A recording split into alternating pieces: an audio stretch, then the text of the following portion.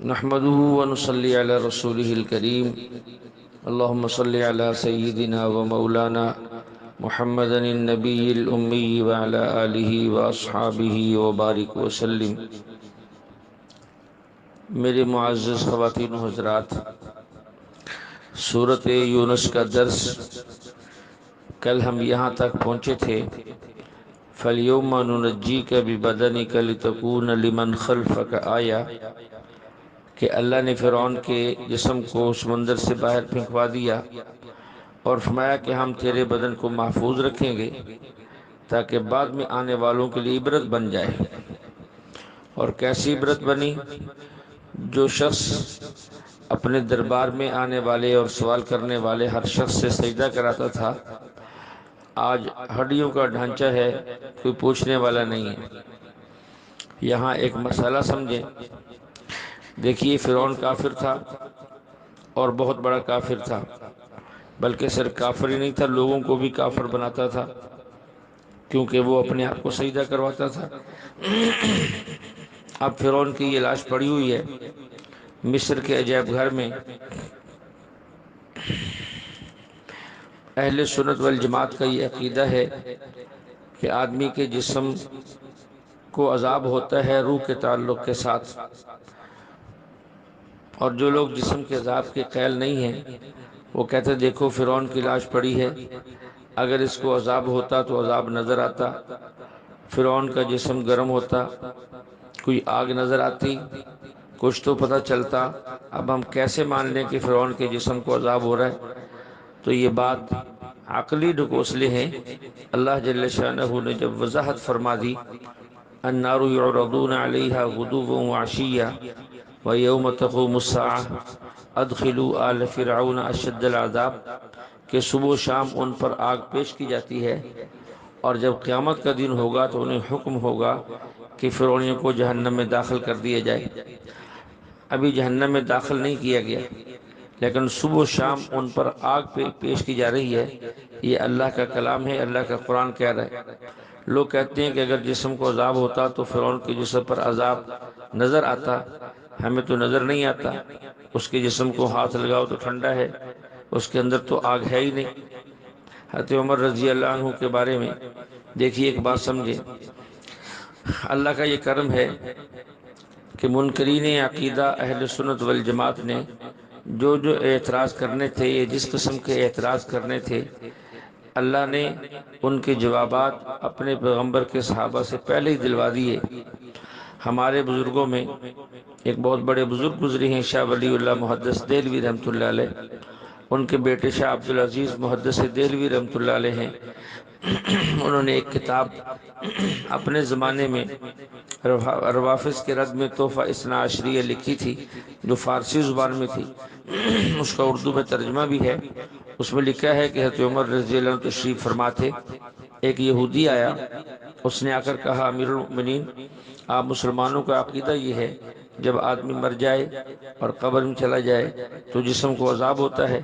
یہ دیکھو میرے ہاتھ میں 2 کھوپڑیاں ہیں مرنے والوں کی، یہ دونوں یہودی تھے اور یہودیت پر ہی ان کی موت آئی۔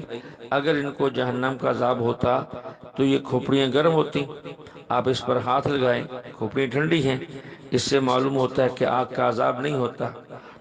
حضرت عمر رضی اللہ عنہ کو اللہ جل شانہ نے کامل عقل دی تھی، اس لیے فرمایا ان کی یہ شان اور ان کی یہ خصوصیت تھی، لا یخدع ولا یخدع، نہ وہ کسی کو دھوکہ دیتے تھے اور نہ وہ کسی سے دھوکہ کھاتے تھے۔ اس یہودی سے کہنے لگے کہ دیکھو وہ 2 پتھر پڑے ہیں، ان کو اٹھا کے لاؤ۔ وہ 2 پتھر اٹھا کے لایا، فرمایا ان پر ہاتھ رکھو۔ اس نے ہاتھ رکھا، پوچھا یہ گرم ہیں یہ ٹھنڈے؟ اس نے کہا جی ٹھنڈے ہیں۔ فرمایا کہ معلوم ہوا ان پتھروں میں آگ نہیں ہے، اس لیے تو ٹھنڈے ہیں؟ اس نے کہا جی ہاں بالکل، ان میں آگ نہیں ہے اس لیے تو ٹھنڈے ہیں۔ فرمایا کہ ان کو آپس میں رگڑو۔ جب اس نے 2 پتھروں کو آپس میں رگڑنا شروع کیا تو پتھر گرم ہونا شروع ہو گئے۔ حضرت عمر رضی اللہ عنہ نے فرمایا کہ بتاؤ، جب اندر آگ نہیں تھی تو یہ گرم ہونا کیسے شروع ہو گئے، اور اگر اندر آگ تھی تو بتاؤ پھر یہ ٹھنڈے کیوں تھے؟ اس نے کہا امیر المؤمنین یہ اس کے اندر آگ تھی لیکن نظر نہیں آ رہی تھی، جب رگڑا تو محسوس ہوا۔ حضرت عمر رضی اللہ عنہ فرمانے لگے جس طرح پتھروں میں آگ ہے رگڑے تو پتہ چلتا ہے، اسی طرح ان ہڈیوں کے اندر بھی آگ ہے، نبی بتائے تو پتہ چلتا ہے۔ پتھروں کی آگ تم نے مانی ہے مشاہدے کی وجہ سے، اور ہم نے ہڈیوں میں آگ کا عذاب مانا ہے پیغمبر کے فرمانے کی وجہ سے۔ عقل تو دھوکہ کھا سکتی ہے، مشاہدہ غلط ہو سکتا ہے، لیکن اللہ کے نبی علیہ السلام کی جو بات ہے وہ غلط نہیں ہو سکتی۔ ہمارے اکابرین میں علامہ انور شاہ کشمیری رحمۃ اللہ علیہ گزرے ہیں، بڑے ہی عجیب آدمی تھے، حضرت شیخ الہند رحمۃ اللہ علیہ کے شاگرد تھے۔ اللہ نے ایسا علم دیا تھا کہ دوسری اور تیسری صدی کے لوگوں میں ان کا شمار علمی طور پہ ہوتا ہے، اگرچہ وہ پیدا جو ہے وہ آخر کے اندر ہوئے ہیں۔ چلتی پھرتی لائبریری تھی۔ علامہ رحمۃ اللہ علیہ ایک دفعہ مصر تشریف لے گئے جامعۃ الازہر میں، وہاں ایک کتاب دیکھی جو انہیں پسند آئی۔ شاہ جی فرمانے لگے کہ اگر یہ کتاب مجھے دے دی جائے میں ہندوستان لے جاؤں اور دیوبند سے چھپوا کر تمہاری یہ کتاب واپس کر دوں گا۔ انہوں نے کہا کہ نہیں، ہمارے پاس اس کا ایک نسخہ ہے، ہم یہ دے نہیں سکتے، اس لیے کہ سفر کے اندر اس کے ضائع ہونے کا خطرہ ہے، ایسا کر لیں کہ آپ مطالعہ کر لیں۔ شاہ جی نے ان سے کتاب لی اور اس کتاب کا مطالعہ کیا اور کتاب واپس کر دی۔ جب سفر سے واپس تشریف لائے تو وہ پوری کی پوری کتاب جسے وہاں ایک نظر دیکھا تھا کاتب کو لکھوائی، پھر دیوبند سے چھپوائی، پھر اس کا ایک نسخہ جو ہے جامعۃ الازہر بھیجا کہ ذرا اس کی تصحیح کر دیں۔ انہوں نے شروع سے آخر تک اس کو اپنے نسخہ سے ملایا تو ایک بھی غلطی نہ تھی۔ اللہ نے ایسا حافظہ دیا تھا۔ دارالعلوم دیوبند کے شیخ الحدیث تھے اپنے زمانے میں۔ اسی طرح جب مرزائیوں کے خلاف بھاولپور کی عدالت میں مقدمہ چل رہا تھا اور علامہ انور شاہ کشمیری رحمۃ اللہ علیہ دیوبند سے چل کر یہاں تشریف لاتے تھے، عدالت میں پیش ہوتے تھے اور جو ہے جج کے سامنے بحث ہوتی تھی۔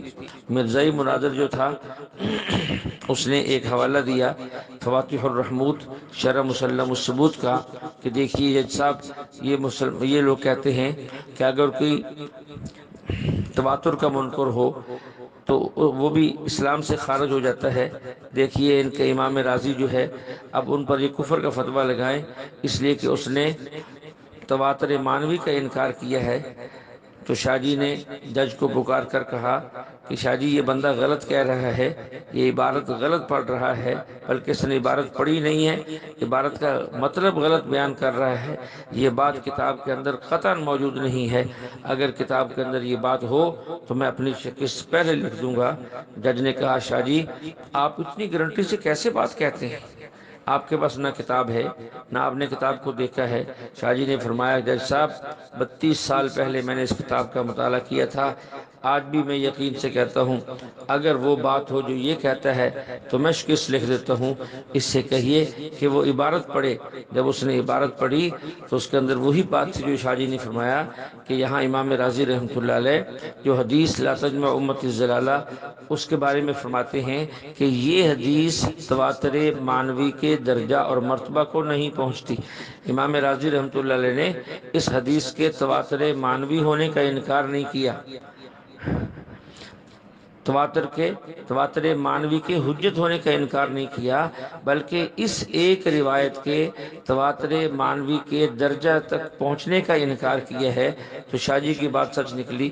اللہ نے ہمیں ایسے اکابر دیے تھے، ایسے بزرگ دیے تھے۔ شاہ جی رحمۃ اللہ علیہ اس پر بات کرتے ہوئے کہ عذاب جو ہے وہ جسم اور روح دونوں کو ہوتا ہے، ویسے بھی یہ کتابوں کے اندر یہ بات موجود ہے اور بڑی معروف ہے کہ اللہ کے سامنے محشر کے میدان میں جب یہ انسان پیش ہوگا تو جھگڑے گا، روح کہے گی یا اللہ عذاب جسم کو دیں مجھے نہ دیا جائے، جسم کہے گا یا اللہ عذاب مجھے نہ دیا جائے بلکہ روح کو دیا جائے۔ اللہ پوچھیں گے جسم سے کہ تجھے کیوں نہ دیے جائے، تو جسم اپنی دلیل پیش کرے گا کہ اللہ آپ نے جب جسم بنایا میں بے جان تھا، نہ دیکھ سکتا تھا، نہ پکڑ سکتا تھا، نہ چل سکتا تھا، تو نے میرے اندر روح ڈالی، تو اس کے روح ڈلنے کی وجہ سے میرے اندر جان آئی، اور حرکت آئی، اسی سے میں چلنے لگا، اسی کے آنے کے بعد میرے اندر خواہشات پیدا ہوئیں، اسی کے بعد جو ہے نا میں نے دیکھنا شروع کیا۔ اگر یہ روح میرے اندر نہ ہوتی تو میں بے جان تھا، میں تو کچھ بھی نہیں کر سکتا تھا، نہ نافرمانی کر سکتا، نہ گناہ کر سکتا۔ لہذا قصور سارے کا سارا روح کا ہے، اسے عذاب دیا جائے۔ اللہ تعالیٰ روح سے پوچھیں گے کہ ہاں بتا، تو جو کہہ رہی ہے کہ جسم کو عذاب دیا جائے، تیرے پاس اس بات کی دلیل کیا ہے؟ تو روح کہے گی یا اللہ، میں تو ایک ایسی چیز تھی کہ میرا وجود ہی نہیں تھا، میں تو پہلے بھی موجود تھی، اب بھی موجود ہوں۔ کیا جب تک میں اس کے جسم میں نہیں ڈلی تھی میں نے کبھی گناہ کیا تھا، کبھی نافرمانی کی تھی، کبھی غلط دیکھا، کبھی غلط پکڑا، کبھی غلط چلی؟ اللہ کہیں گے نہیں۔ تو روح کہے گی دیکھیے، اس کا مطلب یہ ہے کہ سارے جرم کا جو سبب ہے وہ جسم ہے، میں اس کا سبب نہیں ہوں۔ اگر گناہ کا سبب میں ہوتی تو اس کے جسم میں ڈلنے سے پہلے بھی میں یہ گناہ کرتی۔ اب اللہ تعالیٰ ان سے کہیں گے اچھا پہلے میری ایک سوال کا جواب دو، پھر میں تمہارا فیصلہ کرتا ہوں۔ وہ پوچھیں گے کہ یا اللہ فرمائیں آپ کیا پوچھنا چاہتے ہیں؟ اللہ فرمائیں گے کہ دیکھیں، ایک باغ ہے اور باغ کے اندر ایک لنگڑا شخص ہے اور دوسرا جو ہے وہ نابینا ہے۔ اب یہ لنگڑا شخص کہتا ہے کہ دیکھیں یار، باغ کے اندر بڑے پھل ہیں، سامنے انگور لٹک رہے ہیں، خوبانی بھی لٹک رہی ہے، آلو بخارا بھی دکھائی دے رہا ہے اور مالٹے کی بڑی اقسام ہیں، جی چاہتا ہے کہ کھائیں، کاش کہ میرے پاؤں ہوتے، میں چل سکتا، توڑ کے لاتا، تجھے بھی کھلاتا اور خود بھی کھاتا۔ وہ نبینا کہتا ہے کہ دیکھ یار، میں دیکھ نہیں سکتا ہوں لیکن میں چل سکتا ہوں۔ تو ان دونوں نے مل کر یہ سکیم بنائی۔ نبینا کہتا ہے کہ تو میرے کندھوں پہ سوار ہو جا اور مجھے راستہ بتاتا جا کہ دائیں چلنا ہے، بائیں موڑنا ہے، سیدھے جانا ہے، تو جس جگہ وہ پھل ہوں گے وہاں میں رک جاؤں گا اور تو وہ پھل توڑ لینا، اور تو اس کے بعد پھر ہم مل بیٹھ کے کھائیں گے۔ اب نبینے نے لنگڑے کو اٹھایا اور وہ اس کی رہبری کر رہا ہے کہ دائیں مڑ جاؤ، بائیں مڑ جاؤ، سیدھے چلو، یہاں رک جاؤ۔ مختلف جگہوں سے انہوں نے پھل توڑے اور پھل توڑنے کے بعد ایک جگہ بیٹھ گئے۔ بیٹھنے کے بعد انہوں نے وہ پھل کھائے۔ اللہ نے پوچھا کہ اچھا بتاؤ، اس پھل توڑنے کے اندر جو جرم تھا وہ لنگڑے کا تھا یا نبینے کا تھا؟ انہوں نے کہا جی دونوں کا تھا۔ اگر اکیلا لنگڑا ہوتا وہ بھی نہیں توڑ سکتا تھا، اگر اکیلا نبینا ہوتا وہ بھی نہیں توڑ سکتا تھا، اس جرم کے اندر دونوں شریک ہیں۔ اللہ تعالیٰ فرمائیں گے تم نے اپنے ہی خلاف گواہی دے لی، جیسے نہ لنگڑا اکیلا پھل توڑ سکتا تھا، نہ نبینا اکیلا پھل توڑ سکتا تھا، ایسے ہی نہ جسم اکیلا گناہ کر سکتا تھا، نہ روح اکیلی گناہ کر سکتی تھی، دونوں ملے ہیں تو تم نے وہ جرم کیے ہیں، لہذا تمہیں سزا بھی دونوں کو ہوگی۔ بعض لوگ عجیب باتوں سے متاثر ہو جاتے ہیں، کہتے ہیں یہ انسان مرتا ہے، اس کا جسم گل جاتا ہے تو سزا اس جسم کو نہیں ہوتی، اللہ ایک اور مثالی جسم بناتے ہیں جو اس جسم کے علاوہ ہوتا ہے، اس کو عذاب ہوتا ہے۔ عجیب بات ہے، ساری زندگی مزے یہ جسم لو، یہ جسم لے اور مزے یہ جسم لوٹے اور سزا کسی اور جسم کو ملے۔ اگر یہ بات سچی ہے پھر تو انسان کو فکر کی ضرورت ہی نہیں ہے، پھر جتنے چاہے گناہ کرے، جتنے چاہے مزے اڑائے، جتنے چاہے نافرمانی کرے، کیونکہ اس جسم کو تو عذاب ہی نہیں ہونا۔ تو یہ بات غلط ہے، جس جسم کے ساتھ انسان گناہ کرتا ہے، جرم کرتا ہے، سزا بھی اسی جسم کو ہوگی، اور جس جسم کے ساتھ انسان اللہ کی بات کرتا ہے اور دین کے لیے مشقت اٹھاتا ہے، راحت بھی اسی جسم کو ملے گی۔ یہی اہل سنت والجماعت کا عقیدہ ہے۔ اسی طرح یہ سورۃ یونس جو ہے، یہ الف لام را حروف مقطعات سے شروع ہوتی ہے، اس پر بات پہلے بھی گزری ہے۔ ایک بات یہ بھی عرض کر دوں کہ ایسی چیزیں جس میں انسانوں کا فائدہ ہو وہ بیان کرنی چاہیے، اور ایسی چیزیں جس میں انسانوں کا کوئی فائدہ نہ ہو اس کو بیان نہیں کرنا چاہیے۔ الف لام را سے یہی مراد ہے، کیونکہ اس کا معنی اللہ جانتے ہیں، یا یہ اللہ اور اس کے نبی کے درمیان راز کی باتیں ہیں، عوام اور مخلوق کو اس کی ضرورت نہیں تھی، اس لیے اس کا معنی اور مطلب بیان نہیں کیا گیا۔ ایسے ہی لوگوں کو چاہیے جس بات میں ان کا فائدہ نہ ہو، کسی کا فائدہ نہ ہو، ایسے مسائل کو نہ پوچھنا چاہیے، نہ بلا وجہ چھیڑنا چاہیے۔ بعض لوگوں کو عادت ہوتی ہے کہ بیٹھے بٹھائے خام خواہ وہ مسئلہ پوچھ لیتے ہیں جس کا نہ دین سے کوئی تعلق ہوتا ہے نہ دنیا سے کوئی تعلق ہوتا ہے۔ اسی طرح اس سورت کی ایک آیت ہے، اس سورت کی ایک آیت ہے، اکان للناس عجبا ان اوحینا الی رجل منہم ان انذر الناس وبشر الذين آمنوا أن لهم قدم صدق عند ربهم قال الكافرون إن هذا لساحر مبين۔ اس میں اللہ تعالیٰ نے ایک بات بیان کی ہے، جب اللہ نے اپنے پیغمبر حضور علیہ السلام کو نبوت دے کر بھیجا تو مشرکین مکہ کہنے لگے عجیب بات ہے، کیا انسان بھی نبی ہو سکتا ہے؟ کوئی فرشتہ نبی ہوتا تو ہم اس کی بات مان لیتے، یہ تو ہماری طرح بازاروں میں چلتا ہے، ہماری طرح کھاتا ہے، ہماری طرح خاندان رکھتا ہے اور ہماری طرح اس کی ساری ضروریات ہیں۔ تو اللہ تعالیٰ فرماتے ہیں کہ اس پر تعجب کی کون سی بات ہے؟ جب میں انسانوں کی طرف کسی کو بھیجوں گا تو انسان ہی کو رسول بنا کر بھیجوں گا۔ اگر میں فرشتوں کو بھیجتا، وہ آ کر لوگوں کو ڈراتے، لوگوں کو خوشخبری سناتے، لوگوں کو احکام بتلاتے، تو لوگ کہتے اس کو کیا پتہ ہے کہ روزے میں کتنی تکلیف ہے، اس کو تو بھوک ہی نہیں لگتی، یہ ہمیں کہتا ہے روزہ رکھو، اور یہ ہمیں کہتا ہے گناہ نہ کرو، اس کو کیا پتہ گناہ کے اندر کیا مزہ ہے اور گناہ سے بچنا کتنا مشکل ہے، اس فرشتے کے اندر تو خواہشات ہی نہیں ہیں۔ تو اس لیے اللہ تعالیٰ نے دنیا کے اندر فرشتوں کو نبی بنا کر نہیں بھیجا، بلکہ انسانوں کو نبی بنا کر بھیجا ہے، جن کے اندر وہ ساری باتیں تھیں جو انسانوں کے اندر ہوتی ہیں، لیکن اللہ کے نبی علیہ السلام ہر وہ کام کرتے تھے جس سے اللہ راضی ہو، اور ہر اس کام سے رکے جس سے اللہ ناراض ہوتا ہے۔ اور یہ بات واضح کر دی کہ اگر اللہ کے نبی یہ کر سکتا ہے تو دوسرے لوگ بھی یہ کر سکتے ہیں، وگرنہ فرشتہ ہوتا، کسی کی ماں فوت ہو جاتی، اب اس کی تعزیت کرنی ہے، اب جس کی ماں فوت ہوئی اس کو تو پتہ ہے کتنا غم ہوتا ہے ماں کے مرنے کا، اب فرشتے کی نہ ماں ہے نہ اس نے مرنا ہے، تو اس کو کیا پتہ کہ اس کا غم کیا ہوتا ہے۔ وہ لوگوں سے یہ کہتا ہے یہ تم کیا کر رہے ہو، رو رہے ہو، پیٹ رہے ہو، کیا ضرورت ہے اس کے رونے پیٹنے کی، کیونکہ اس کی ماں تو ہے نہیں، نہ اس کو یہ پتہ ہے کہ ماں مرے تو غم کیا ہوتا ہے۔ کسی کا بچہ فوت ہو جائے، والدین کو تکلیف ہوتی ہے، پریشانی ہوتی ہے، فرشتوں کی تو اولاد ہی نہیں ہوتی۔ اگر کسی انسان کا بچہ فوت ہو جاتا اور وہ اس پر پریشان بیٹھے ہیں اور جو ہے رو رہے ہیں، غم کر رہے ہیں، تو وہ کہتا تم یہ کیا کر رہے ہو، یہ مت کرو، تو لوگ کہتے ہیں کہ تیری تو اولاد ہے نہیں، تجھے تو پتہ ہی نہیں کہ غم کیا ہوتا ہے۔ اس لیے اللہ جل شانہ نے نظام چلانا تھا اور نظام سمجھانا تھا، اس لیے اللہ نے انسانوں کی طرف انسانوں کو رسول اور پیغمبر بنا کر بھیجا۔ دیکھیے حضور علیہ السلام نے بھی امت کو مسئلہ سمجھانا تھا۔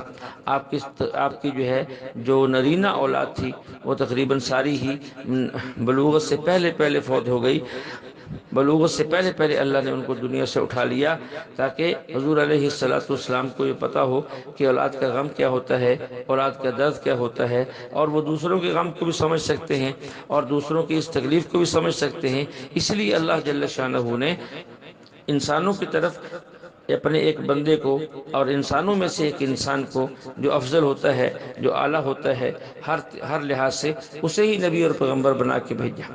اسی طرح اس صورت کے اندر جو ہے ایک آیت ان ربکم اللہ الذی خلق السماوات والارض فی ستۃ ایام ثم استوى علی العرش، اللہ نے زمین و آسمان کو 6 دنوں میں پیدا کیا اور پھر اللہ عرش پہ مستوی ہو گئے۔ عرش پہ مستوی ہو گئے، اس پر تفصیلی گفتگو پہلے گزر چکی ہے۔ دیکھیے ایک عجیب بات ذہن میں آتی ہے کہ اللہ فرماتے ہیں میں نے زمین و آسمان کو 6 دنوں میں پیدا کیا، جب سورج ہی نہیں تھا، چاند بھی نہیں تھا، تو 6 دن کہاں سے آ گئے؟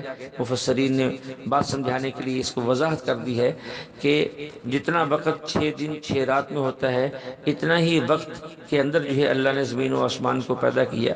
پھر ایک دوسری بات ذہن میں آتی ہے کہ اللہ کو کیا ضرورت سے اتنے دن لگانے کی، اللہ تو کن فرماتے سب کچھ ہو جاتا، سب کچھ بن جاتا۔ یہ 6 دن اور یہ 6 راتیں، اتنا وقت خرچ کرنے کی کیا ضرورت تھی؟ بالکل ایسا ہی ہے، ہم اہل سنت والجماعت کا یہ عقیدہ ہے کہ اللہ تعالیٰ لفظ کن بھی نہ کہیں، صرف اللہ کے ارادے کا نام وجود ہے، لمحوں میں ہو سکتا تھا، لیکن اللہ جل شانہ انسان کو سمجھانا چاہتے تھے کہ دیکھیں نظام دنیا کو اسباب سے جوڑا ہے اور یہ تدریجاً ہوتا ہے، اور تدریجاً ہونے میں ہی نفع ہے۔ انسان کو کسی بھی معاملے میں جلدی نہیں کرنی چاہیے۔ دیکھیے پہلے ایک بچہ ہوتا ہے، پھر وہ جوان ہوتا ہے، پھر بوڑھا ہوتا ہے، پھر اس کی موت آتی ہے۔ ایک ترتیب اللہ نے رکھی ہے سمجھانے کے لیے، نظام کو چلانے کے لیے، ورنہ اللہ جل شانہ تو ایسے بندے بھی پیدا کر سکتے ہیں جو جوان پیدا ہو، جو بوڑھا پیدا ہو، اور لمحہ بھر میں پیدا ہو کر جوان ہو کر بوڑھا ہو کر مر جائے، ایسا بھی ہو سکتا ہے۔ لیکن ایک نظام سمجھایا ہے کہ انسان کو کسی کام میں جلدی نہیں کرنی چاہیے، بلکہ حوصلہ سے اور اس ترتیب کو دیکھ کر جو ہے اپنے قدموں کو اٹھانا چاہیے۔ اسی طرح اسی صورت کی ایک آیت هو الذی جعل الشمس ضیاء والقمر نورا وقدره منازل لتعلموا عدد السنین والحساب، اس میں اللہ نے سورج کی بات کی اور چاند کی بات کی اور ایک مسئلہ سمجھایا کہ نظام کیسے چلے گا۔ دو نظام ہیں، ایک نظام شمسی ہے اور ایک نظام قمری ہے۔ یہاں فلکیات سمجھانا اور پڑھانا مقصود نہیں ہے، بلکہ ایک مسئلہ بتانا مقصود ہے کہ نظام شمسی بھی ٹھیک ہے اور نظام قمری بھی ٹھیک ہے، اور اللہ وہ ذات ہے جس نے سورج کو روشنی بنایا، چاند کو نور اور چاندنی بنایا، پھر ان کی منزلیں مقرر کی جس کے ذریعے سے انسان جو ہے وہ سالوں اور مہینوں کی گنتی معلوم کرتا ہے، اور یہ نظام برحق ہے۔ اللہ اپنے نشانی کو کھول کر بیان کرتے ہیں۔ دیکھیے، نظام شمسی یعنی سورج کی منزلیں 365 ہیں اور چاند کی منزلیں 28 یا 29 ہیں، اس لیے سورج جو ہے وہ اپنا دورہ اپنے مدار کے اندر جو مکمل کرتا ہے 365 دن میں کرتا ہے، اور چاند ایک مہینے میں اپنا سفر طے کر لیتا ہے۔ ایک جگہ رکنے کا نام منزل ہے، تو چاند کی منزلیں 29 یا 30 ہوتی ہیں، لیکن چونکہ ایک رات چاند نظر نہیں آتا اس لیے اس کو 28 بھی شمار کیا جاتا ہے۔ تو شمسی مہینوں کا حساب بھی ہے، قمری مہینوں کا حساب بھی ہے۔ ہمارے ملک پاکستان میں جو حساب چلتا ہے وہ شمسی حساب چلتا ہے، لیکن شریعت کے احکام کا تعلق جو ہے وہ نظام شمسی سے نہیں ہے بلکہ وہ نظام قمری سے ہے۔ مثال کے طور پہ سمجھے، حج کرنا ہو تو نظام قمری چلے گا، چاند کی تاریخوں کا اعتبار ہوگا۔ روزے رکھنے ہیں، چاند کی تاریخوں کا اعتبار ہوگا۔ عید منانی ہے، چاند کی تاریخوں کا اعتبار ہوگا۔ اگر کسی عورت کو طلاق ہو گئی اور یا اس کا خامد فوت ہو گیا، اس کی عدت میں چاند کی تاریخوں کا اعتبار ہوگا۔ ایسے ہی زکوٰۃ دینے کے اندر بھی چاند کے مہینوں کا اعتبار ہوگا۔ شریعت کے احکام کا تعلق نظام قمری کے ساتھ ہے۔ ہاں، لیکن اگر اس سے ہٹ کر اگر کوئی بندہ اپنے نظام اور کاروبار کو نظام شمسی سے چلانا چاہے تو شریعت اس کو منع نہیں کرتی، اور یہ گناہ بھی نہیں ہے، لیکن بہتر یہ ہے کہ مسلمان نظام قمری کے ساتھ اپنا سارا نظام صحیح رکھے۔ اس لیے علماء نے لکھا ہے کہ چاند کی تاریخوں کو یاد رکھنا یہ فرض کفایہ ہے۔ کسی گاؤں یا کسی شہر یا کسی علاقے کے اگر سارے لوگ چاند کی تاریخوں کو بھول جائیں تو وہ سارے گنہگار ہوں گے۔ اگر کچھ لوگ یاد رکھتے ہیں اور کچھ یاد نہیں رکھتے تو فرض کفایہ کے طور پر باقی لوگ گناہوں سے بچ جائیں گے، باقی لوگ جو ہے وہ گناہوں سے بچ جائیں گے۔ اللہ جل شانہ سے دعا ہے کہ اللہ ہمیں کلام مقدس کو سمجھ کر عمل کرنے کی توفیق عطا فرمائے۔ وآخر دعوانا ان الحمد للہ رب العالمین۔